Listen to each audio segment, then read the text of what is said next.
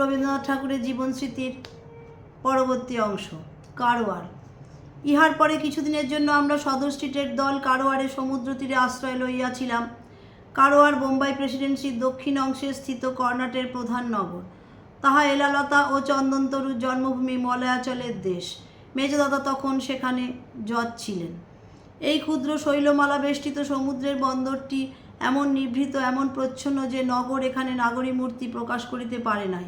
অর্ধচন্দ্রাকার বেলাভূমি অকুল নীলাম্বুরাশির অভিমুখে দুই বাহু প্রসারিত করিয়া দিয়াছে।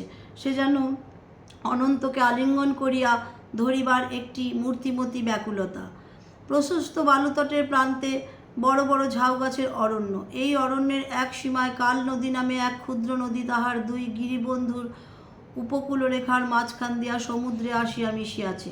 মনে আছে, একদিন শুক্লপক্ষের গোধূলিতে একটি ছোট নৌকায় করিয়া আমরা এই কালী নদী বাহিয়া উজাইয়া চলিয়াছিলাম।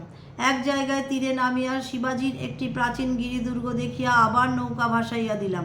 নিস্তব্ধ বন, পাহাড় এবং এই নির্জন সংকীর্ণ নদীর স্রোতটির উপর জ্যোৎস্না রাত্রি ধ্যানাসনে বসিয়া চন্দ্রলোকের জাদুমন্ত্র পড়িয়া দিল। আমরা এ তীরে নামিয়া একজন চাষার কুটিরে বেড়া দেওয়া পরিষ্কার নিকানো আঙিনায় গিয়া উঠিলাম। প্রাচীরের ঢালু ছায়াটির উপর দিয়া যেখানে চাঁদের আলো আর হইয়া আসিয়া পড়িয়াছে, সেইখানে তাহাদের দাওয়াটির সামনে আসন পাতিয়া আহার করিয়া লইলাম। ফিরিবার সময় ভাটিতে নৌকা ছাড়িয়া দেওয়া গেল।